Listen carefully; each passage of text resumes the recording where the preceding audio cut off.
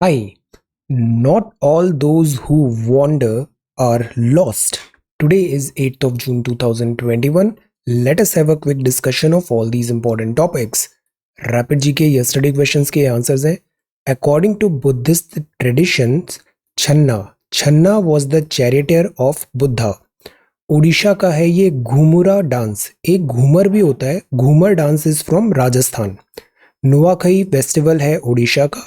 King Dharmpal पाला ruler थे जिन्होंने फाउंड किया था विक्रमशिला विहार को.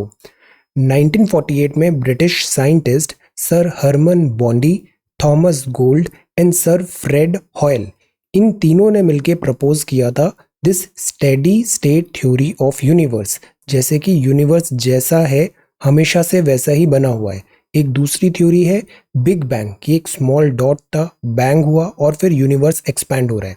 सो this is steady state theory. इसको फर्दर सर फ्रेड हॉयल ने आगे एलेबोरेट किया था.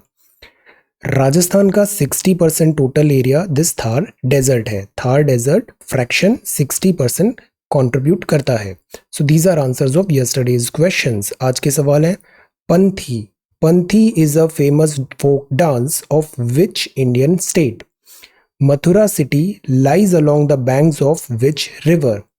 Who's the author of this book? All you need is Josh, inspiring stories of courage and conviction in 21st century India. Indian Army is planning to lease heron TP drones. ये lease है. Defence acquisition council में हमने देखा था कि 3 type से हम procurement कर सकते हैं, बाय, बिल्ट और lease. So this is lease. Heron TP drones from which country? सजग एक ऑफशोर पेट्रोल वेसल है. ये कमीशन किस आर्म्ड फोर्सेस में होगा? चाइल्ड हेल्पलाइन नंबर क्या है जो ministry of women and child development ने रिलीज किया है? So these are 6 questions for today.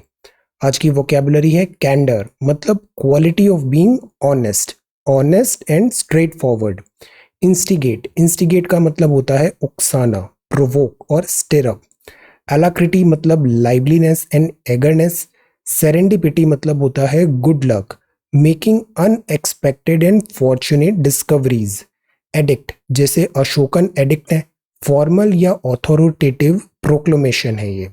So these are some vocabulary words. If you come across any other important word, write down that word along with its meaning in the comment section down below. आज के topics हैं vaccination policy. इसमें कल prime minister साहब ने country को address किया और वैक्सीनेशन के बारे में क्या नई पॉलिसी होगी will get to know. Then this is about CBSE. June 28 तक असेसमेंट कंप्लीट होगा. अनलॉक की प्रोसेस स्टार्ट हो गई है. ये हाईकोर्ट है. हाईकोर्ट का observation about LGBTQIA+ community. This is school की रैंकिंग. परफॉर्मेंस ग्रेडिंग इंडेक्स, इसका अभी हमने न्यूज़ देखा था. अब इस न्यूज़ पे बेस्ड एडिटोरियल पे बात करेंगे. Then this is fair wind, ये बात है monsoon. This is about mitigation of third wave. Conflict and build the peace, cease the conflict and build the peace. This is about mental health strategy, belligerence and pushback. Supreme Court stop illegal adoption 1098. This is about draft rules, live streaming of court proceedings out. This is very good. Then IMA का ये एक request है prime minister को. This is Asian ministers. Maldives में mister Abdulla Shahid elect हो गए हैं UNGA chief. Then Jeff Bezos, privatisation जो बैंक्स का हो रहा था उसमें थोड़ा हॉल्ट लग गया है. Then this is Hindi article. आज हम देखते हैं भारत का नागरिकता के लिए आप कैसे कैसे इंडिया की सिटीजनशिप अक्वायर कर सकते हैं. Then this is CSAT solutions and certain questions. So today we are going to talk about all these important topics in next about 35 to 40 minutes. Our reference material is this The Hindu and this is Indian Express. Both are Delhi edition. See, ये front page है the Hindu का. First news है और बहुत important news है, वो है government will revert to centralised procurement of vaccination. ये प्राइम मिनिस्टर साहब ने कल एक एड्रेस में बताया. सेंटर प्रोवाइड करेगा वैक्सीनेशन फ्री में सारे एडल्ट्स को फ्रॉम जून 21. जून 21 डेट काफ़ी स्पेशल है ज्योग्राफी के कॉन्सेप्ट में. Why June 21? नाउ सी, ये वैक्सीनेशन का प्रोग्राम है. सी, वैक्सीनेशन को भी हमने डे 1 से कवर किया है। जब वैक्सीनेशन की हम प्रोसेस स्टार्ट किए थे, जब वायरस का स्ट्रेन हमने आइसोलेट किया था, फिर वैक्सीनेशन डेवलपमेंट स्टार्ट हुआ। ये जो कोवैक्सीन है ना, ये कोवैक्सीन पहले लॉन्च होने वाली थी 15 अगस्त को। इस न्यूज़ को भी हमने काफ़ी डिटेल में बात किया था। फिर बात आया था कि रश्ड नहीं होना चाहिए, प्रॉपर प्रोसीजर प्रोटोकॉल्स फॉलो होने चाहिए। फिर 1 जनवरी से दिस वैक्सीनेशन प्रोग्राम स्टार्ट हुआ। कुछ इमरजेंसी यूजेज में वैक्सीनेशन अप्रूवल मिला। कोविशील्ड आई जो एस्ट्राजेनेका यूके का इंडियन वर्जन है, और कोवैक्सीन आई जो इंडियन भारत बायोटेक ने बनाई है। इन दोनों वैक्सीनेशन का कवरेज स्टार्ट हो गया। काफ़ी सारे एप्रीहेंशंस भी आए, फेक न्यूज़ भी आया, मिस इन्फॉर्मेशन भी आया, बट वैक्सीनेशन प्रोग्राम स्टार्ट हो गया था।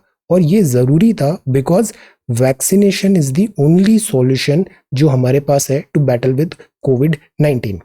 अब सी, वैक्सीनेशन जो था शुरुआत में सेंट्रली प्रोक्योरमेंट के थ्रू हुआ। सेंटर ही उस सारी वैक्सीनेशन को परचेज कर रही थी और स्टेट वाइज डिस्ट्रीब्यूशन हो रही थी।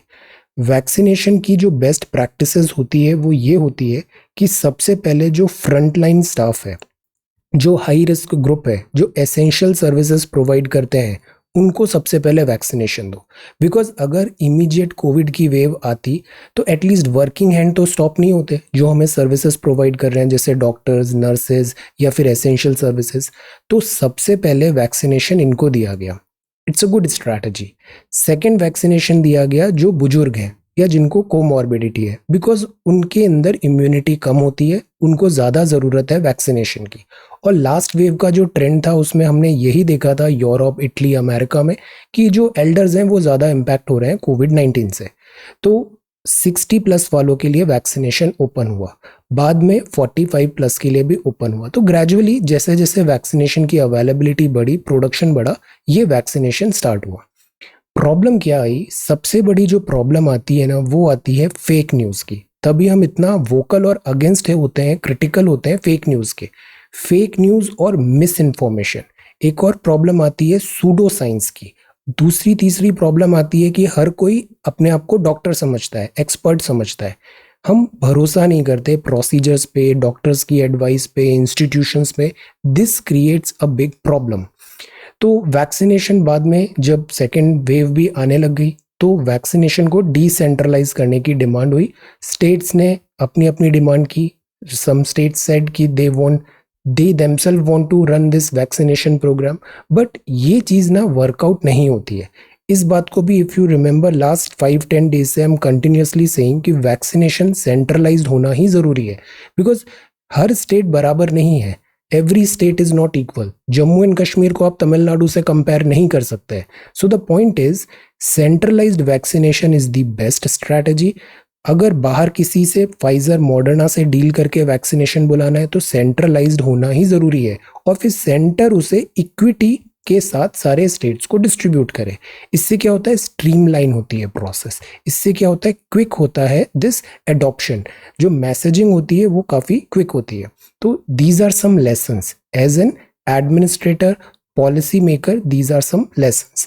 और कई बार जो एक्सपर्ट्स होते हैं उन एक्सपर्ट्स का सुनना चाहिए, जैसे एडमिनिस्ट्रेटर्स हैं या जैसे बड़े बड़े ब्यूरोक्रेट्स भी हो जाते हैं, उनको काफ़ी एक्सपीरियंस होता है कि गवर्नमेंट कैसे वर्क करती है, इंस्टीट्यूशन कैसे वर्क करता है। तो we should listen to them बजाय सोशल मीडिया में ऐसे noise and this. So this should be avoided. अब ये जो वैक्सीनेशन है ये अब करेक्ट स्टेप है कि वैक्सीनेशन सबको प्रोवाइड करो। इस बात पे भी हम कॉन्टिन्यूसली बोल रहे हैं कि सबको वैक्सीनेशन प्रोवाइड करो एंड फ्री ऑफ कॉस्ट करो। जहाँ से पैसा आएगा will see, but free of cost देने का ज़रूरी है। अदरवाइज हम डिफ्रेंशिएट नहीं कर पाएंगे। अगर 150, 500, 600 रुपये भी एक वैक्सीनेशन का हुआ ना, तो ग्राउंड रियलिटी ऐसी होती है हमारे देश की कि सब कोई 500 रुपये भी अफोर्ड नहीं कर पाएंगे वैक्सीनेशन का। सो the point is vaccinate everybody, universal free vaccination, और जो सेंटर जिसको आगे पुश करे। तो ये लॉन्ग रोड है। अदरवाइज स्टेट्स में डिस्पैरिटी है। इंडिया जो है ना, वहाँ स्टेट सारे बराबर नहीं होते हैं। हर स्टेट का बराबर रिप्रेजेंटेशन भी नहीं है राज्यसभा में, क्योंकि states are not equal. India जो है वो है indestructible union of destructible states. ये स्टेट्स हम अपनी एडमिनिस्ट्रेशन और ज़रूरतों के हिसाब से तोड़ते मरोड़ते सकते हैं। ये हमारे कॉन्स्टिट्यूशन में लिखा है, this is well with in the constitution. So this is the thing. अब ज़रूरी है कि हम वैक्सीनेशन सबको दें और कोविड-19 से हम बेटर डील करें। तो सेंटर ने ये कहा है कि 75% जो डोजेज होंगे वो फ्री रहेंगे 18 टू 44 वालों को भी। 45 को वैसे भी फ्री मिल रहे थे। प्राइवेट प्लेयर्स को भी रोप इन करना ज़रूरी है, बिकॉज प्राइवेट प्लेयर अगर रोप इन होंगे तो ऑगमेंटेशन होगा कैपेसिटी का। तो उनके लिए भी एक 150 रुपी का कैप लगा दिया गया है, सो दैट 150 रुपी में वो अपना रनिंग कॉस्ट उनका हो जाएगा एडजस्ट, लॉस में नहीं रहेंगे। At the same time vaccine augmentation भी होगा। तो this is a good strategy. Prime minister ने बताया कि 21 जून से ये स्टार्ट हो जाएगा। 21 जून को सोलर कौन सा फिनोमिनन होता है, ज्योग्राफी का आंसर। प्राइवेट हॉस्पिटल्स को भी कुछ मिलेगी। चिल्ड्रन के लिए ट्रायल है। अब ये थर्ड वेव है ना, ये हमें किसी भी हालत में अवॉइड करनी है, बिकॉज इट्स अबाउट चिल्ड्रन। एक नेशनल वैक्सीनेशन भी अभी डेवलप होने के चांसेस है। जो गरीब कल्याण योजना थी उसमें दिवाली तक 80 करोड़ लोगों को फ्री फूड ग्रेन मिलेगा। This is also very very good and important step. प्रधानमंत्री गरीब कल्याण अन्न योजना, कुछ ही दिन पहले हमने इस पे एक नोट भी प्रिपेयर किया है। ये हाई यील्डिंग है, हैव रिवीजन करिए। तो this is a course correction, excellent. Centre vaccination देगा, स्टेट्स को भी मिलेगी 45 plus 1844 private hospitals. So this is team work, this is cooperative federalism, और सेंटर जिसको लीड कर रहा है, एक्सेलेंट। अब सी 2016-17 में एक मेंस में सवाल आया था कि हम जैसे मॉन्टेस्क्यू क्यों पढ़ते हैं। आपने 9th 10th 11th ये 3 NCERTs कंप्लीट हो गई है, 11th की एक ही हुई है, पॉलिटी की। आप इन बुक्स को एक बार पढ़ो, इससे क्या होगा, बहुत ज़्यादा आपको फॉर्डर मटेरियल मिलेगा, डायरेक्शन पता चलेगा। वरना क्या होता है, स्टूडेंट्स को पता होता है आर्टिकल 21 ये है, बट आर्टिकल 21 की बहुत सारी जो बैकग्राउंड की बातें होती है ना, वो किताब पढ़ने से ही आती है। और नोट्स में, बहुत ज़्यादा नोट्स में नहीं जाना चाहिए। ये जो NCERT बुक्स है ना, ये ऑलरेडी बहुत क्रिस्प है, ऑलरेडी बहुत कंसाइज है। आप इसका PDF वर्जन भी डाउनलोड कर सकते हैं NCERT की वेबसाइट से, और अगर आप हार्ड कॉपी ले सकते हैं ना तो वो भी बहुत अच्छा है। हार्ड कॉपी ज़्यादा महंगी नहीं आती है ये किताबें, you can get hard copy as well. इससे क्या होता है, रिवीजन ईजी होता है। और आपकी जैसे ये किताब है, गिव मी सम टाइम, मैं अपनी कुछ पुरानी किताबें निकालता हूँ, उसको मैं दिखाता हूँ कि मैं कैसे पढ़ता था। उस वक्त I don't use to read from soft copies, hard copies है मेरे पास सारी, जिससे मैंने पढ़ा है। तो हार्ड कॉपीज में भी जैसे ये अपन ने हाईलाइट किया, इसके साइड में मार्जिन होती है ना, यहाँ पे आप सारा इंपॉर्टेंट मटेरियल लिखते जाओ। NCERT का अलग से नोट्स बनाने की जरूरत नहीं है, आप उसी बुक में लिखो। इससे क्या होगा, एग्जाम के 2 दिन पहले रिवाइज करना है, आप केवल पन्ने भी पलटोगे ना तो सब दिमाग में आ जाएगा, अच्छा ये पढ़ा था, ये रिवीजन इज गुड, अच्छा होता है। तो फॉलो NCERT, और बुक्स के साइड में ही, मार्जिन में ही स्टिकी नोट्स वगैरह लगा के बुक्स में ही इंपॉर्टेंट चीजें हाईलाइट कर दो, उसको कलर करो, राइट करो, इट्स योर बुक, ओके। अब NCERT पढ़ना है। अब ये सवाल देखिए, do you think the constitution of India does not accept the principle of strict separation of powers, rather it is based on the principle of checks and balances. तो Montesquieu ने बोला सेपरेशन ऑफ पावर होना चाहिए, legislative, executive और judiciary में separation of power, but strict separation नहीं है। हमारे यहाँ चेक एंड बैलेंस है। जैसे जो जुडिशरी है, अगर एग्जीक्यूटिव कहीं एरर कर रहे हैं तो जुडिशरी वहां पे तुरंत इंटरवीन करती है। जैसे कुछ ही दिन पहले जुडिशरी का एक स्टेटमेंट भी आया कि वैक्सीनेशन जो है वो सेंटर को करना चाहिए। तो this is a good thing. इससे क्या होता है, हम सही ट्रैक पे रहते हैं, और ये सही है। जैसे जुडिशरी को भी कई बार एग्जीक्यूटिव वहां पे कुछ डिसीजन दे सकता है, पार्लियामेंट लेजिस्लेशन लॉज बना सकता है। तो लेजिस्लेटिव, एग्जीक्यूटिव, जुडिशरी, ये तीनों एक दूसरे का चेक एंड बैलेंस करते हैं। तो हमारा कॉन्स्टिट्यूशन में चेक्स एंड बैलेंस पे ज्यादा एम्फेसाइज है। Try to answer. NCERT book और लक्ष्मीकांत में भी इसमें कुछ अच्छी चीजें लिखा हुआ है चेक एंड बैलेंस का, ओके। और पॉलिटी का एक स्ट्रैटेजी वीडियो भी है, have a look at that video as well. So prepare, this is the first question, previous year question है मेंस का, ट्राई टू आंसर। अब जो नेक्स्ट है, दैट इज 18 फियर्ड, पुणे में एक अनफॉर्चुनेट एक्सीडेंट हुआ, इंडस्ट्रियल डिजास्टर। अभी ये नई न्यूज़ है, कुछ ही दिनों में इसके बारे में डिटेल में देखेंगे, कल परसों में। Complete internal assessments by June 28, CBSE ने कहा कि असेसमेंट जो भी अब प्रोसीजर है उसको कंप्लीट करें by 28। Then markets malls reopen हो रहे हैं बट ल्यूक वार्म रेस्पॉन्स है। ल्यूक वार्म मतलब ज़्यादा जोश नहीं है, ज़्यादा लोग आ नहीं रहे हैं वहाँ पे, ल्यूक वार्म रेस्पॉन्स है। ऑब्वियसली लोग अभी डरे हैं कोविड-19 और कोविड-19 कंप्लीटली अभी गया भी नहीं है, वैक्सीनेशन भी नहीं हुआ है, तो ल्यूक वार्म रेस्पॉन्स है। कोविड एप्रोप्रिएट बिहेवियर बहुत ज़रूरी है। सोशल डिस्टेंसिंग रखें, फुटफॉल धीरे धीरे बढ़ेगा। Domestic air travel likely to get easier जो फुल्ली वैक्सीनेटेड है, this is good. So this is the front page of the Hindu. Then ये सेकंड पेज है, नोएडा में भी मेट्रो रीस्टार्ट हो रही है, ग्रेजुअली नॉर्मलसी आनी चाहिए बट मिस्टेक्स रिपीट नहीं करना है जो फर्स्ट वेव के बाद हमने की थी। कोविड एप्रोप्रिएट बिहेवियर ज़रूरी है। Then this is the next page, page number 3, और यहाँ पर है exams fail to dampen DU students initiative. Then this is about vaccination. ये न्यूज़ है, protect LGBTQIA plus community, high court ने कहा। इसके लिए आप NGOs को लेके आओ, रोपिन करो, प्रोवाइड करो assistance till a law is enacted, ये सेंटर ने कहा। सी, हमारे यहाँ आर्टिकल 21 है, हर किसी को जीने का अधिकार है, हर किसी को एक सम्मान पूर्वक रेस्पेक्ट एंड डिग्निटी के साथ जीने का अधिकार है और इस कॉन्स्टिट्यूशनल राइट को सेफगार्ड करना सरकार की जिम्मेदारी है। तो जब तक नए लॉ नहीं आ जाते हैं, रोप इन कर सकते हैं NGO को सो दैट वो प्रोवाइड करे असिस्टेंस। सी, LGBTQIA क्या होता है? This is empathising with lesbian, gay, bisexual, transgender, queer, intersex, asexual and such others, ये कम्युनिटी है। तो हाईकोर्ट ने बताया कि यहाँ पर जब तक union ministry of social justice and empowerment non governmental organisation के थ्रू कुछ हेल्प ले, जब तक एक क्लियर कट लॉज नहीं आए, proper counselling, monetary support, legal assistance, protection जरूरी है until a law could be enacted to protect them. So this is about article 21। Right to life है, राइट टू लाइफ भी डिग्निटी एंड ऑनर का है और employment भी बहुत ज़रूरी होता है। जैसे दिल्ली मेट्रो में आजकल ट्रांसजेंडर्स को काफ़ी ज़्यादा वहाँ पे एम्प्लॉयमेंट देने का प्रयास किया जा रहा है, which is a good thing because employment आएगा, एम्प्लॉयमेंट आने से फिर समाज में भी जागरूकता आती है। So this is the thing, dignity and honour, employment is important. तो ये हाईकोर्ट का एक मैसेज है। ये जो टॉपिक है इसको हम पेपर 1 में सोशोलॉजी जो है उस सेक्शन से कनेक्ट कर सकते हैं, साथ ही साथ पेपर 2 में एडमिनिस्ट्रेशन पे भी हम इसको कनेक्ट कर सकते हैं। एंड एथिक्स तो हर जगह ही होता है, एथिक्स में भी हम ह्यूमन वैल्यूज पढ़ते हैं, human values, dignity, treat how we should treat other people. So this is the thing. अब ये नेक्स्ट है, this is IMD forecast heavy rain in Konkan from June 9। हमने कोस्ट पढ़ा है ना, ये है हमारा वेस्टर्न कोस्ट, ये है हमारा ईस्टर्न कोस्ट। वेस्टर्न कोस्ट में भी यहाँ गुजरात से स्टार्ट होता है जैसे वेस्टर्न घाट्स और नीचे जाता है यहाँ पे केरला, तमिलनाडु तक। तो वेस्टर्न घाट्स कितने राज्यों में आता है, पहला सवाल तो ये है। दूसरा सवाल, वेस्टर्न घाट्स में भी ये जो वेस्टर्न कोस्ट है, वेस्टर्न कोस्ट में भी सेक्शंस है, सब सेक्शन है, जैसे कोंकण कोस्ट हो गया या फिर मालाबार कोस्ट हो गया। इनका from north to south order बताइए, फ्रॉम दिस गुजरात स्टार्ट करिए और फ्रॉम तमिलनाडु तक जाना है। कुछ ही टाइम पहले हमने इसको मैपिंग में पढ़ा था।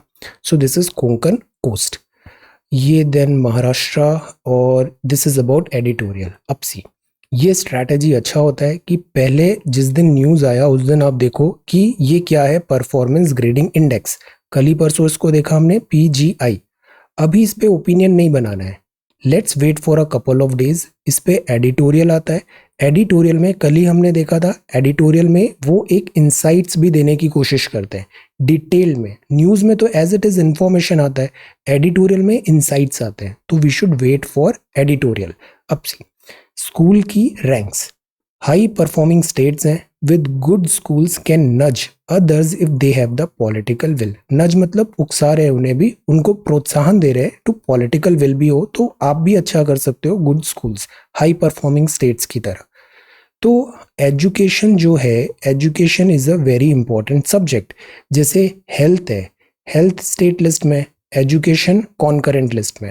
तो एजुकेशन के लिए एजुकेशन मिनिस्ट्री ने ये एक इंडेक्स निकाला ताकि स्टेट्स के बीच में कंपटीशन आए, स्टेट्स एजुकेशन लेवल पे क्या परफॉर्म कर रहे हैं उसका एक ग्रेडिंग हो पाए, उसका एक असेसमेंट हो पाए। तो इंडेक्स एक नया आया, परफॉर्मेंस ग्रेडिंग इंडेक्स, और उसमें स्कोर भी दिए। इस इंडेक्स की खासियत ये है कि यहाँ पे आउटराइटली स्टेट का कंपटीशन नहीं है कि कौन सा नंबर 1 है, नंबर 2, नंबर 3, नंबर 4। बजाय इसके यहाँ पे ग्रेडिंग कर रखी है, 10 लेवल का ग्रेडिंग है। तो इससे रैंक नहीं हो रही है कि कोई फर्स्ट आया तो सेकंड वाला फर्स्ट को फिर डिस्प्लेस करेगा, तो इससे एक स्टिग्मा आता है। तो यहाँ स्टिग्मा नहीं है, यहाँ केवल ग्रेडिंग है कि कौन से अपर ग्रेड के हैं, कौन से मिडिल में है, इस टाइप से 10 लेवल है। तो इस परफॉर्मेंस ग्रेडिंग इंडेक्स में लेवल्स बना रखे हैं हमारे जो राज्य और यूटी हैं कि वहाँ पे एजुकेशन का क्या हाल है। इससे कॉम्पिटिटिव फेडरलिज्म होगा और एनकरेजमेंट होगा कि स्टेट्स बेटर करे। अब सी ये वर्क कैसे करता है, ये ना इंडियन एक्सप्रेस से पिक किया है, वहाँ पे एक्सप्लेन सेक्शन में ये दिया हुआ है। इसको आगे एक बार और देख लेंगे। स्टेट का जो परफॉर्मेंस है ना, स्कूल एजुकेशन बेस्ड डेटा कई डिफरेंट सोर्सेस से। सबसे पहले तो हमने डेटा कलेक्ट किया, डेटा स्टेट्स के परफॉर्मेंस का एजुकेशन के पैरामीटर में। डेटा कहाँ से कलेक्ट किया? यूनिफाइड डिस्ट्रिक्ट इंफॉर्मेशन सिस्टम से, नेशनल अचीवमेंट सर्वे से, मिड डे मील स्कीम के थ्रू भी। ऐसे करके हमने सारे राज्यों का डेटा प्राप्त किया। स्टेट्स जो 2000 पॉइंट्स है 70 पैरामीटर में, ऐसे उनको नंबर दिए गए। और 5 ब्रॉड कैटेगरीज थी, जैसे 70 पैरामीटर्स हैं, इनको भी हमने कैटेगराइज कर रखा। कैटेगराइज 5 कैटेगरी में किया, जैसे कि एक्सेस में एनरोलमेंट रेशियो क्या है, ट्रांजिशन रेट क्या है, रिटेंशन रेट क्या है। जब भी आपको एजुकेशन रिलेटेड कोई टॉपिक बताना है ना, ये काफ़ी अच्छे पॉइंटर्स हैं। कीवर्ड्स जो हम बोलते हैं ना आंसर में दिखना चाहिए, ये कीवर्ड्स हैं। एक्सेस है या नहीं है एजुकेशन का, वहाँ पे एनरोलमेंट रेशियो क्या है, ट्रांजिशन रेट क्या है, रिटेंशन मतलब बच्चा स्कूल जाता है तो वहाँ थमता है या वापस स्कूल ड्रॉप आउट हो जाता है, गवर्नेंस, मैनेजमेंट, इंफ्रास्ट्रक्चर, इक्विटी है या नहीं है, मतलब सबको जितनी ज़रूरत है उसके हिसाब से बराबर ही मिलना, सहभागिता, difference in performance between schedule caste students and general category students, तो इक्विटी भी ज़रूरी है। लर्निंग आउटकम है या नहीं है, जैसे ASER की रिपोर्ट देखते हैं हम, लर्निंग आउटकम कि ये तो नहीं कि वो 10वीं क्लास में पहुंच गया और वो एक सेंटेंस नहीं लिख पा रहा है इंग्लिश का राइटली, तो ये भी चीज़ देखना है कि वो सिंपल मैथ्स नहीं कर पा रहा है, 5th-6th स्टैंडर्ड में पहुंच गया है। Learning outcome, average score in mathematics, science, language and social science. तो ऐसे करके 70 पैरामीटर्स को 5 कैटेगरी में रखा, 5 कैटेगरी में उनको 1000 पॉइंट्स के हिसाब से नंबर दिए और 10 लेवल की ऐसे ग्रेडिंग कर दी। तो ये हो गया परफॉर्मेंस ग्रेडिंग इंडेक्स। कुछ पैरामीटर्स हैं जिसमें अनइवन लर्निंग आउटकम मिला स्टूडेंट्स में, कम्युनिटीज के अक्रॉस, तो वहाँ ज़रूरी है bridging the gap earns a better score, मतलब इनइक्विटी है तो आप इक्विटी का ट्राई कर रहे हो, एक्सेलेंट। ट्रांसपेरेंट स्कोर है, डेटा है, अगर पब्लिक डोमेन में डेटा आता है तो हमको हमारी कमियां भी पता लगती है और चीज़ों का रियलाइजेशन होता है, तो इससे रिसोर्स शेयरिंग भी होती है और इम्प्रूवमेंट भी होता है। एक्सेस, इक्विटी, इंफ्रास्ट्रक्चर, बजटिंग फ़ी भी ज़रूरी है। जैसे फ़ी अगर बहुत ज़्यादा होती है तो बहुत सारे लोग फिर एजुकेशन से डिप्राइव हो जाते हैं। प्राइवेट सेक्टर में काफ़ी फ़ी हो जाती है तो गवर्नमेंट स्कूल में फिर उनको लगता है कि ये डिप्राइव हो गए, तो we need to provide this universalisation. Digital tools का भी एक प्रॉब्लम है, जैसे कि लैपटॉप्स, मोबाइल्स वगैरह ये है नहीं बच्चों के पास, या फिर पूरे परिवार में अगर से एक मोबाइल है तो फिर वहाँ पे बच्चों को अलोकेशन करना पड़ेगा, अगर 2-3 बच्चे हैं तो, कि किसको पहले मोबाइल मिले, किस टाइप से। तो ये जो चीज़ें हैं ना, इसमें गवर्नमेंट स्टेप इन कर सकती है कि जो डिजिटल टूल्स हैं, जैसे कुछ राज्यों में, केरल में हमने देखा था लैपटॉप डिस्ट्रीब्यूट्स किए गए, we could do this. So digital tools भी ज़रूरी है। तो ये है स्कूल रैंकिंग। ये बड़ा अच्छा है कि इसने एजुकेशन को फिर से प्राइम यहाँ पे फोकस पे रखा है। स्कूल्स ट्रांसफॉर्म हो, राइट टू एजुकेशन है, इसको हम लेटर एंड स्पिरिट में करें, because education is the only solution. We need to provide education and education, quality education and learning. Then this is fair wind, ये बात है मॉनसून का। अब सी अपना टाइम इस मामले में सही चल रहा है कि मॉनसून इस बार भी सरप्लस आएगा। 3rd कॉन्जिक्यूटिव ईयर में सरप्लस मॉनसून आना is a big relief. IMD बोल रहा है 101% लॉन्ग पीरियड एवरेज का 88 सेंटीमीटर जो है उसका 101% है, गुड। अब मॉनसून में बात आती है एक तो टाइमिंग की, कि करेक्ट टाइम पे आए, बीच में ब्रेक नहीं लगे, और ये जो 3 महीने हैं, 2-3-4 महीने हैं मॉनसून का, इसमें बराबर बराबर बारिश हो। ऐसा नहीं कि पूरा पानी अगस्त में ही डाल दिया और सितंबर जून जुलाई खाली हो गए, नो। तो इक्विटेबल डिस्ट्रीब्यूशन अगेन रेन्स का होना जरूरी है, और ज्योग्राफिकली भी है वो स्प्रेड रहे। ये नहीं कि कुछ जगह बहुत बारिश हो गई, कुछ राज्यों में बारिश ही नहीं हुई। जैसे इस बार प्रिडिक्ट हो रहा है नॉर्थ ईस्ट में बिलो नॉर्मल मानसून होगा, जबकि जो मध्य प्रदेश, बिहार, उड़ीसा और वेस्ट बंगाल है, कोर एरियाज हैं ये एग्रीकल्चर इन सब के, और रेनफेड एग्रीकल्चर पे ही डिपेंडेंट है, यहाँ अबव नॉर्मल है, तो which is a sign of relief. बाकी पूरे इंडिया में नॉर्मल मानसून होना चाहिए। तो द पॉइंट इज कि इस साल का जो रेन का प्रिमाइस है, आईएमडी ने और ग्लोबल क्लाइमेट मॉडल्स ने जो बताया है, वो बोल रहा है कि सी सरफेस टेम्परेचर भी बहुत ज़्यादा नहीं है इक्वेटोरियल पैसिफिक कंडीशन में। एक्चुअली क्या होता है, ये जो मॉनसून होता है ना, पहले हम इसको simple differential heating of land and sea मानते थे कि लैंड ज़्यादा जल्दी गर्म हो जाता है, सी धीरे धीरे गर्म होता है। इसके कारण विंटर्स और समर्स में ऐसे डायरेक्शन रिवर्सल होता है और मॉनसून आता है। बाद में हमें पता चला कि मॉनसून में और भी बहुत सारे कॉम्प्लेक्स पैरामीटर्स हैं। तिब्बतन प्लेटू है, जेट स्ट्रीम है, El Nino, La Nina, this warming of equatorial Pacific condition, everything is interconnected. The good thing is ये जो चीज़ें हैं वर्ल्ड लेवल के फिनोमिनन है, ये इस बार फेवरेबल है इंडिया में मानसून के लिए। जैसे हमने इंडियन ओशन डायपोल भी पढ़ा है, एक बार आप टेलीग्राम पे ही एक बार डायपोल सर्च करिएगा, I have shared a very good PDF Indian ocean dipole का। तो नेगेटिव आईओडी है इस बार over the Indian ocean during the monsoon season, meaning warmer water and greater precipitation in the eastern Indian ocean. Eastern Indian ocean, ये Indian ocean है, eastern Indian ocean. IOD जब positive होता है तो India को फेवर करता है, negative होता है तो वो इंडिया को इतना फेवर नहीं करता है, इंडियन ओशन डायपोल। तो ये ईस्टर्न इंडियन ओशन में, इंडिया नहीं, ईस्टर्न इंडियन ओशन में इस बार ज़्यादा प्रेसिपिटेशन हो सकता है। बट ये चीज़ें भी अभी प्रिलिमिनरी है, जब तक हो नहीं जाता we can not say, because weather बहुत क्विकली फ्लक्चुएट भी करता है। सो द पॉइंट इज कि मॉनसून इस बार होपफुली ठीक ठाक होना चाहिए, which is a sign of relief. इससे नेगेटिव्स भी आते हैं। मॉनसून आता है तो हमारे यहाँ फ्लड्स, बाढ़ आ जाती है, लैंडस्लाइड्स होने लग जाती है, महामारी डिसीज आउटब्रेक भी होता है। फार्मर्स को इस बार हाई क्रॉप वैल्यूज जो हैं उनको भी फोकस करना चाहिए बजाय राइस ओनली। राइस क्यों लिखा है, बिकॉज राइस है खरीफ की क्रॉप, जो वीट है वो है राबी की क्रॉप, तो ये राइस है। So high values crop then only rice. अब सी यहाँ चीज़ें हमें ठीक दिख रही है, अभी फेयर विंड है, बट कहते हैं favourable tidings should not be an excuse to abandon caution. कई बार हमें चीज़ें सब बढ़िया दिखती होती नज़र आ रही है और हम केयरलेस हो जाते हैं, तो सेकेंड वेव आ जाती है। तो इसको कॉन्टेक्स्ट में आप बताइए, favourable tidings should not be an excuse to abandon caution, elaborate. You have got liberty, इसको आप एथिक्स से भी कनेक्ट कर सकते हैं, गवर्नेंस का भी आप कुछ लिख सकते हैं, अंडरस्टैंडिंग बताइए, इसको एलैबोरेट करिए।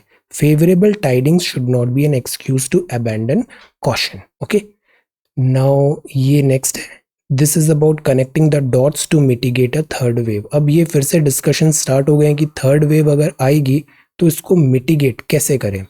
एक यहाँ पे एक्रोनिम बनाया है इन्होंने डॉट्स, कि जो एक होता है आर नंबर, मतलब एक पर्सन है उसने और कितने लोगों को इन्फेक्ट किया, तो वो बताएगा उसका R number.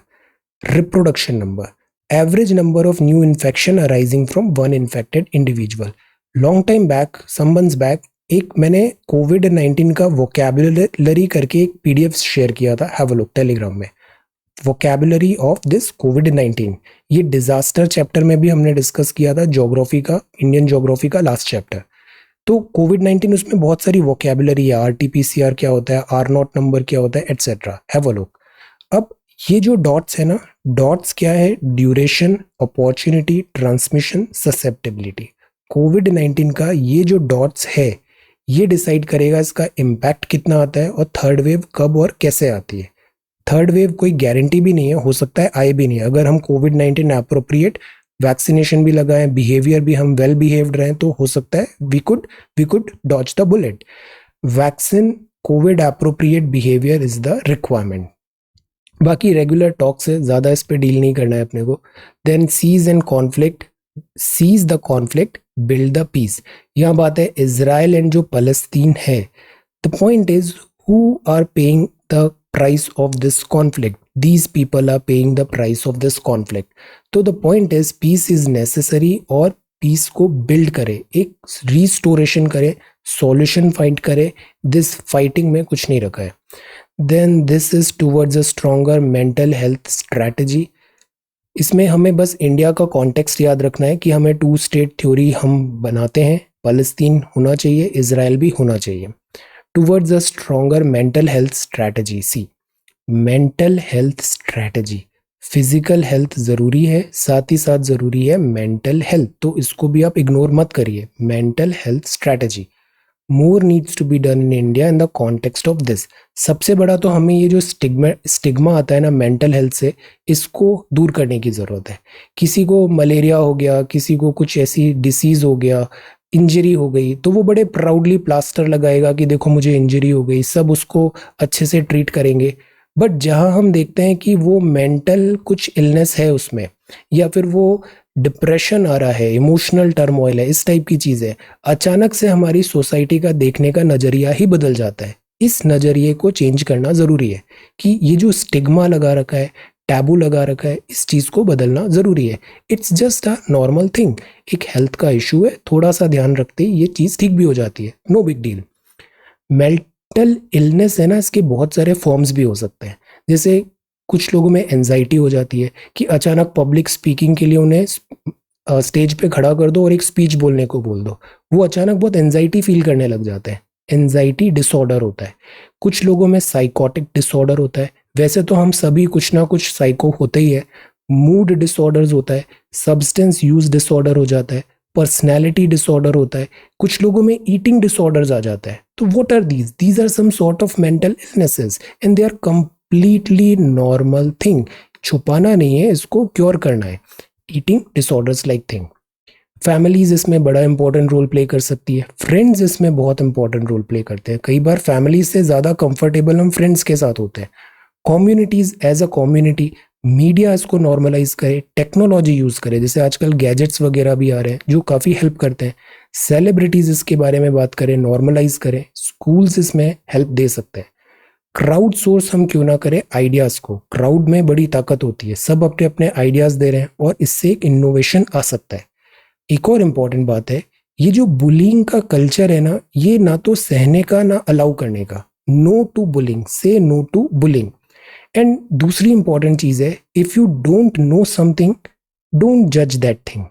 The only person you should जज is the person you see in front of, when you stand in front of mirror. Don't जज, डोंट नो, डोंट जज. सो दिस इज द थिंग.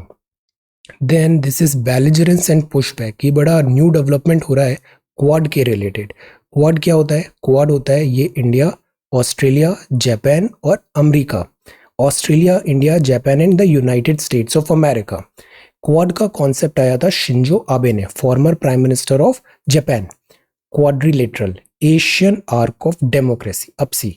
ये जो कंट्रीज हैं, India है, Australia, Japan, USA, ये सारी countries हैं डेमोक्रेसी. डेमोक्रेसी ये पैसिफिक है, ये इंडियन ओशन है. Indian ocean next big thing है और ये इंडिया का बैकयार्ड है. सो यहाँ वर्ल्ड का काफ़ी ज़्यादा इंटरेस्ट आ रहा है और नेवल जो है, नेवल स्ट्रेंथ, नेवल सुप्रीमेसी में भी अभी काफ़ी फोकस आ रहा है. तो क्वाड अचानक से फिर से ज़्यादा लाइमलाइट पे आ गया है. अगर क्वाड का हिस्ट्री देखें तो पहले एक मालाबार एक्सरसाइज हुई थी, सिंपल पैसेज एक्सरसाइज होती थी, पैसेज एक्सरसाइज 1992 में इंडिया और यूएसए की. फिर कुछ टाइम तक इसमें पॉज हुआ, 2002 में ये फिर से स्टार्ट हुई और एनुअल एक्सरसाइज होने लग गई. ओवर द ईयर ये ट्राइलेटरल एक्सरसाइज में कन्वर्ट होगी जब जापान इंक्लूड होगा 2015 में. और अभी हमने देखा था ऑस्ट्रेलिया ने भी इस मालाबार एक्सरसाइज में पार्टिसिपेट किया, तो ये बन गया क्वाड. अब क्वाड बनते ही चाइना बहुत ज़्यादा नर्वस फील कर रहा है, बिकॉज चाइना को लग रहा है कि ये सारी डेमोक्रेटिक कंट्रीज मिलके चाइना के अगेंस्ट एक स्टैंड बनाने की कोशिश कर रही है. So this is the thing. Indo Pacific, south Asia. तो चाइना यहाँ पे बिकॉज नर्वस फील कर रहा है, तो चाइना के पास एक तो होता है चेक बुक डिप्लोमेसी. चाइना के पास बहुत पैसा है, वो चेक लिखता है और सबको खरीद लेता है. तो एक तो चेक बुक डिप्लोमेसी है. जब चेक बुक डिप्लोमेसी वर्क नहीं करती तो China is switching towards this wolf warrior diplomacy. जिनका पॉलिटिकल साइंस ऐसे सब्जेक्ट है ना ऑप्शनल, ये ऐसे वर्ड्स याद रखने हैं जो अभी यहाँ पे चल रहा है। ओके, तो ये चाइना का अब नया पॉलिसी आ गया। चाइना ने थ्रेटन करने की कोशिश किया बांग्लादेश को, तो बांग्लादेश ने बड़े स्ट्रॉन्ग वर्ड्स में ये कहा कि ये रिग्रेटेबल है, बांग्लादेश एक इंडिपेंडेंट और सोवरेन कंट्री है, वो अपनी फॉरेन पॉलिसी खुद बनाएगा बजाय चाइना के प्रेशर में आने पे। So this is the thing, belligerence and push back. Let us see अब इसमें आगे क्या होता है। Supreme Court urge to stop illegal adoption. See many child, बहुत सारे ऑर्फन हो गए और सोसाइटी में इनका काफ़ी ज़्यादा ट्रैफिकिंग भी होता है, और this such different kind of this practices हैं जो मैल प्रैक्टिस है, जो हमें इनकरेज नहीं करनी है, इलीगल हैं जो चीज़ें। तो इसीलिए इलीगल एडॉप्शन को स्टॉप करना ज़रूरी है। हमें ये जो 1098 नंबर है ये याद रखना है। Pandemic leaked on social media, बहुत सारे ऑर्फन्स के डिटेल पैंडमिक में आ गए हैं, ये लीक नहीं होना चाहिए। चाइल्ड जो है ना, उनकी प्राइवेसी का बहुत ज़्यादा ध्यान रखना चाहिए। सो this is the thing, NCPCR ने कहा है 1098 पे कॉल करिए, और जो रेगुलर चैनल है, लॉज है, नियम के हिसाब से ही अडॉप्शन होना चाहिए, इलीगल अडॉप्शन नहीं होना चाहिए। Draft rules for live streaming court proceedings out. Students safety first है। Height of pessimism. See illegal adoption, illegal construction, Aravalli lands, ये है draft rule live streaming court की प्रोसीडिंग्स के आउट हुए। सी जस्टिस चंद्रचूड़ साहब ने कहा कि right of access to justice, justice का एक्सेस आर्टिकल 21 में है। ये जो आर्टिकल 21 है ना, ये राइट टू लाइफ है, और राइट टू लाइफ में भी इसका इतना ब्रॉडर इंटरप्रिटेशन हो जाता है कि ऑलमोस्ट बहुत सारी चीज़ें आर्टिकल 21 के अंदर आ जाती है। तो आर्टिकल 21 में right of access of justice भी है। Encompasses the right to access live court proceedings. हम देखें तो सही कि कोर्ट में जज साहब क्या बात करते हैं, जो वकील होते हैं वो क्या दलीलें देते हैं, नियम कैसे बनता है। ऑर्डिनरी सिटीजन का राइट है वो देखे कोर्ट में कैसे काम चल रहा है, इससे ट्रांसपेरेंसी आएगी, जुडिशरी पर भरोसा भी आएगा। सो this is a good thing. But कुछ चीज़ों में यहाँ पे एक्सेप्शंस हो सकता है लाइव प्रोसीडिंग में, जैसे कि अगेन चिल्ड्रन, मैट्रिमोनियल मैटर्स हैं, या फिर केसेस जो protection of children from sexual offences act के अंदर है, या फिर juvenile justice care and protection of children act के अंदर है, उधर एग्जेम्पशन मिल सकता है लाइव स्ट्रीम का। सेकेंड, पर्सनल इंफॉर्मेशन जैसे date of birth, home address, identity number, bank account, personal related parties, witness, everybody, personal details यहाँ पे डिलीट कर दिए जाएंगे या म्यूट कर दिए जाएंगे, because again this is privacy, because right to privacy भी हमारे कॉन्स्टिट्यूशन में लिखा हुआ है। तो this is a good thing कि लाइव स्ट्रीमिंग कोर्ट का ऐसे स्टार्ट हो रहा है। Excellent. Then this is political, this is political. आगे, government revises vaccine rules for those going abroad. Covishield अब उनको 28 दिन में ही लग जाएगी, क्योंकि इसमें हफ्ते बढ़ा दिए थे तो उनका फॉरेन ट्रैवल डिफिकल्ट हो रहा था। ये आईएमए ने बोला है कि डॉक्टर्स को भी एक विदाउट फियर वाला एनवायरनमेंट मिले, वर्किंग एनवायरनमेंट का। यूडीआईडी कार्ड भी यूज हो सकता है कोविन में रजिस्ट्रेशन के लिए। Okay, then this is about China host किया एशियान फॉरेन मिनिस्टर्स। अब चाइना एशियान को भी काफ़ी ज़्यादा प्रॉक्सिमिटी तो है, बट और प्रॉक्सिमिटी करने की कोशिश करता है। चाइना और एशियान का जो बोन ऑफ कंटेंशन है वो है ये साउथ चाइना सी। साउथ चाइना सी भी हमने पहले पढ़ा है। चाइना यहाँ पे जो आइलैंड्स कुछ बनाता है, नए artificial islands, land grab tactic करता है, यहाँ पे भी वुल्फ वॉरियर दिस डिप्लोमेसी बनाने की कोशिश करता है, थ्रेटन करता है फिलीपींस को, ब्रुनई, वियतनाम, लाओस को, विच इज़ नॉट राइट। अब ये एशियान के ग्रुप है। एशियान से अक्सर मैपिंग का भी सवाल आया कि नॉर्थ टू साउथ कैसे अरेंज है, इनकी कैपिटल क्या है, एट्सेट्रा। तो सबसे साउथ में तो ये ग्रुप ऑफ आइलैंड्स है, ये है इंडोनेशिया। फिर यहाँ पर है ब्रुनई दारुसलाम, ये मलेशिया है। यहाँ जो साउथ में ये जो छोटा सा पॉइंट दिख रहा है, दिस इज सिंगापुर। इस स्टेट का नाम बताइए, वेरी इंपॉर्टेंट स्टेट का भी आई have shared one PDF, have a look in Telegram revise, उस पर आपने मैप भी ड्रॉ किया था। हाई यील्डिंग सारी स्टेट्स थे हैं उसमें, उनके नाम पता होने चाहिए। तो ये जो है ना स्टेट, इसका नाम क्या है। देन ये मलेशिया हो गया। फिर ऊपर आता है ये कंबोडिया, वियतनाम जहाँ पे अभी दिस मिलिट्री कू चल रहा है, दिस इज लाओस, और ये हमारा नेबर आ जाता है म्यांमार में मिलिट्री कू चल रहा है, not Vietnam, Myanmar. So this is Myanmar, Thailand, Laos, Vietnam, Cambodia, Malaysia, Singapore, Indonesia, Brunei और ये हैं फिलीपींस। ओके, तो ये सारे हैं एशियन कंट्रीज और चाइना अगेन यहाँ पे टाइज इकोनॉमिक कोऑपरेशन की बात कर रहा है।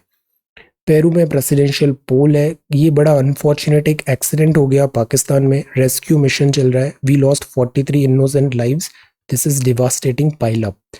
Maldives wins UNGA election, India seeks close cooperation. Abdulla Shahid ji हैं मालदीव्स के, अभी ये चीफ बन गए। Talks on bring Indian diplomat भी, दिस इज इम्पॉर्टेंट। देन ये मैक्सिको और ये स्ट्रॉन्गमैन NCLT ने अप्रूव कर दिया पिरामल। हाइटेंड स्ट्रेस है तो डिले होगा बैंक प्राइवेटाइजेशन, बैंक का प्राइवेटाइजेशन। इंडियन एक्सप्रेस में लिखा है हर्डल्स क्या क्या हैं। पहले क्या था, बैंक्स प्राइवेट थे, फिर बैंक का नेशनलाइजेशन हुआ, अब बात हुई कि बैंक को वापस दिस प्राइवेटाइज करो, प्राइवेटाइजेशन, ताकि एफिशिएंसी बेटर हो। ये गवर्नमेंट का आर्ग्यूमेंट है, ऑल्दो इस पे काफी बैकलैश भी है। प्राइवेटाइज करने की बात है। अब प्रॉब्लम क्या है, रेजिस्टेंस आ रहा है ट्रेड यूनियन से against the safety net withdrawal of state ownership. तो जो स्टेट ट्रेड यूनियंस है, बैंक एम्प्लॉयज की यूनियंस है, वो इसका अपोज कर रही है। प्लस म्यूटेड इंटरेस्ट है इन्वेस्टर्स का willing to acquire large stake in PSU banks and run them, because जो इन्वेस्टर्स हैं ये भी अभी काफी बैकफुट पे हैं इकोनॉमिक अनसर्टेनिटी के कारण। डाइवेस्टमेंट का इन्फ्लो गवर्नमेंट प्रेफर करेगी प्राइवेटाइज लार्ज बैंक्स को करना, ताकि गवर्नमेंट का रोल, अब गवर्नमेंट अपने हाथ पीछे खींचना चाहती है कि गवर्नमेंट प्राइवेट सेक्टर को ज्यादा स्पेस दे, डाइवेस्टमेंट करने का ज्यादा वो कोशिश कर रही है। दिस विल बी चैलेंजिंग क्योंकि इससे फाइनेंशियल्स कुछ कॉम्प्रोमाइज भी हो सकता है। तो ये बात है, इकोनॉमी कोविड-19 के कारण इतनी ज़्यादा अनप्रेडिक्टेबल हो गई है कि कुछ ही टाइम पहले ये जो स्टेटमेंट दिए थे प्राइवेटाइजेशन के, अब वो बहुत ज़्यादा डिफिकल्ट हो गए हैं, हर्डल्स बहुत ज़्यादा आ गई है। लेट अस सी अब क्या होता है। सेकेंड वेव डिले करेगा resolution MSME। Google global advertisement practice change करेगा, एंटी ट्रस्ट डील लैंडमार्क जो आया है। देन जोकोविक कल सर्वाइव्ड। आई एम फीलिंग इस बार फ्रेंच ओपन में कोई नया चैंपियन बन सकता है। Then this is about, let us see, then this is about sports. Now let us come to Indian Express. Next, small hospitals get supply e voucher, ये Indian Express है। Normalcy आ रही है। रेड फ्लैग्स PNB के इसमें हैं। Srinagar village without network class on a hill, internet is such an essential thing.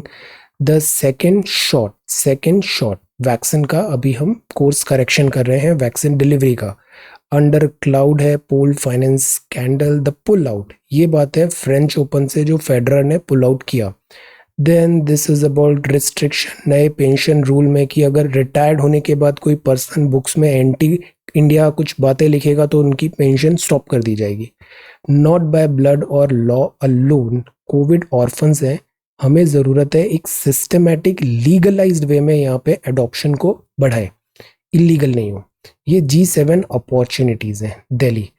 Then before a third wave, आपके article बहुत अच्छे होते हैं राजा मोहन साहब, इनका आप फॉलो करो अगर आपका दिस पॉलिटिकल साइंस है, स्पेशली काफ़ी अच्छे होते हैं इनके आर्टिकल्स। एक सुहासनी अदर मैम के भी काफ़ी अच्छे हैं। The good cop manifesto, IPS officers कैसे अपनी क्रेडिबिलिटी बढ़ा सकते हैं, डिलीवर कर सकते हैं सेंस ऑफ सिक्योरिटी।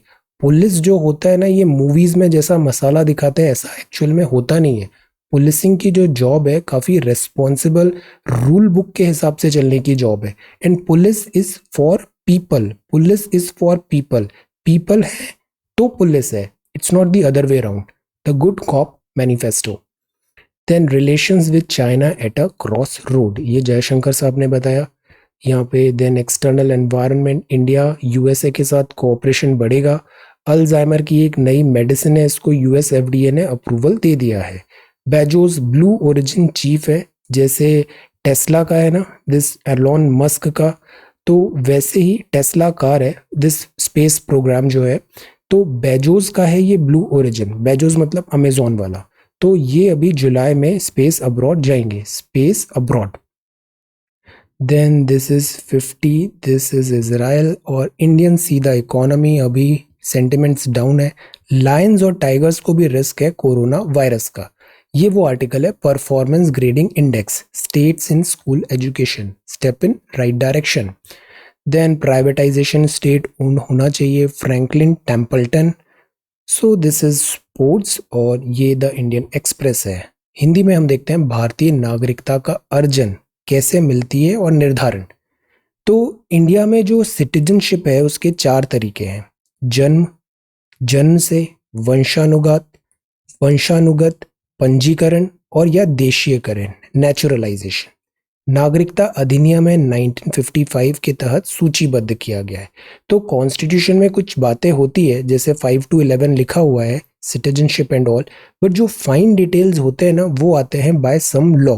तो वो है ये नागरिकता अधिनियम 1955।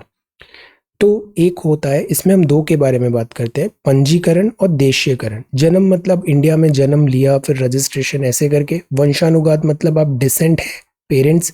देन पंजीकरण और देशीयकरण हम देखते हैं, रजिस्ट्रेशन। केंद्र सरकार में आप आवेदन प्राप्त करने होने पर किसी भी व्यक्ति अगर वो अवैध प्रवासी ना हो तो पंजीकरण के माध्यम से भारतीय नागरिकता ले सकता है। इसकी कुछ अनिवार्य नियम है।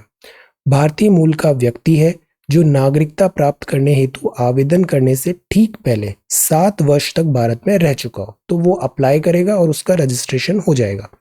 भारतीय मूल का व्यक्ति है जो अविभाजित भारत के बाहर या किसी अन्य देश में रह रहा हो। वह व्यक्ति जिसने भारतीय नागरिक से विवाह किया हो। पंजीकरण के लिए आवेदन करने से पूर्व भारत में 7 साल से रह रहा हो तो मैरिज में भी वो इंडियन सिटीजनशिप स्पाउस ले सकता है। उन व्यक्तियों के नाबालिग बच्चे जो भारत के नागरिक रहे। तो ये क्या हुआ, ये हुआ दिस बाय रजिस्ट्रेशन, पंजीकरण।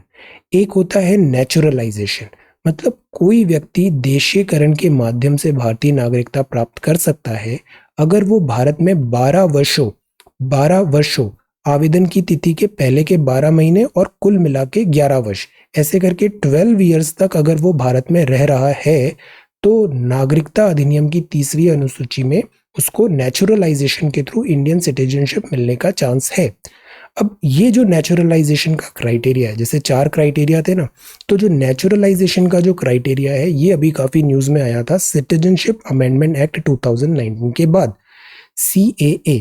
इसमें ये बोला गया था कि जो लोग अफगानिस्तान, बांग्लादेश, पाकिस्तान के हिंदू, सिख, बौद्ध, जैन, पारसी, ईसाई जो 31 दिसंबर 2014 के पहले ही इंडिया में आ चुके हैं, हो सकता है वो वहाँ पे परसिक्यूटेड रहे, बट वो 31 दिसंबर 2014 के पहले इंडिया अगर आ गए हैं और इंडिया में रह रहे हैं से 2019 आ गया तो उनको अवैध प्रवासी नहीं माना जाएगा और उनको यहाँ पे सिटीजनशिप मिलेगी। तो ये था अमेंडमेंट एक्ट 2019। 2014 के बाद नहीं, इसके पहले पहले जो लोग आ चुके हैं और वो अवैध नहीं माने जाएंगे उनको सिटीजनशिप का नेचुरलाइजेशन के थ्रू उनको मिल सकता है। बट ये जो बाकी हैं इसमें बाकी it is open to everybody, पहले 3 और जो चौथा है उसमें ये रिलैक्सेशन मिला है कि जो 12 साल का रिलैक्सेशन था वो ऑफ हो गया है 2014 से 2019, मतलब 2014 के पहले आ गए हैं तो ये 12 ईयर का क्राइटेरिया रिलैक्सेशन मिलेगा। This was there. अब बात आती है सी सेट का। तो जब भी 2 इवन नंबर है तो इवन आता है, ऑड और ऑड का ऐड इवन होता है, ऑड और इवन का ऑड होता है। हमें क्या याद रखना है कि जब भी ऐसे सवाल आते हैं ना, आप कोई भी नंबर चूज कर लो, जैसे 2 एक नंबर देख लिया, एक नंबर दूसरा ऑड इवन नंबर ले लो 4, तो 2 और 4 क्या हुआ 6, ये क्या है इवन। सिमिलरली 2 + 3 देख लेते हैं, this is even, this is odd, तो 2 और 3 क्या हुआ 5, तो दिस इज ऑड। तो हमेशा हिट एंड ट्रायल भी कई बार वर्क करता है, आप उसके वैल्यूज अज्यूम करो और चेक कर लो इसमें से कौन सा सही बैठ रहा है। जीपी था A 3 है, आर दोनों का दिस 2 है, डिवीजन टर्म n है, तो nth टर्म क्या होता है AR/n-1 इज इक्वल टू 384, तो n आ जाए 2 पावर n-1 हुआ ये, और ये हो गया 2 पावर 7, तो n-1 इज इक्वल टू 7, तो n इज इक्वल टू 8। ये भी बड़ा आसान था। 2 कॉन्जिक्यूटिव ऑड इंटीजर्स लेने हैं हमें, 2 कॉन्जिक्यूटिव ऑड इंटीजर्स। ऑड मतलब पहले एक इवन नंबर ले लेते हैं, उसमें 1 ऐड करेंगे तो ऑड हो जाएगा, इवन नंबर में 3 ऐड करेंगे, कॉन्जिक्यूटिव है 1 और 3, तो ऐसे करके हमने 2 नंबर ले लिए, 2n+1, 2n+3। ये 2 कॉन्जिक्यूटिव मतलब एक के बाद दूसरा, बीच में कोई दूसरा नंबर नहीं आना चाहिए, कॉन्जिक्यूटिव ऑड इंटीजर्स, दोनों का square a² - b² a + b a - b, तो 8n+1 डिविजिबल बाय 8। अब आज के सवाल है product of two number is 180 and the sum of their square is 289, so the sum of the number कितना होगा? क्विक, बड़ा आसान होते हैं ये। Then what is the sum of two consecutive even numbers, the difference of whose square is 84। अब यहाँ आप इनसे भी रिवर्स चल सकते हैं, ऑप्शंस दिया है ना, आप देखो कौन सा करेक्ट बैठ रहा है। सम केसेस में इससे आंसर जल्दी आ जाता है। A number consists of 3-digit number, sum is 10, middle digit is equal to the sum of the other two, and number will be increased by 99 if its digits are reversed. इसमें देखो आप reverse करके, so वो number कौन सा है इसमें करिए reverse. Okay, so these are 3 questions for today. Solve some questions every day. This is a good strategy. Okay. So these are CSET questions, CSET solutions in the article. This is about bank privatization, court का ruling quad, और ये सवाल तैयार करना है। Think, आप क्या सोचते हो? Favourable tidings should not be an excuse to abandon caution, elaborate. Then this is about this last year, previous year question, constitution. So this is 8th of June 2021. Thank you so much for watching this video. Take care, study well and be safe.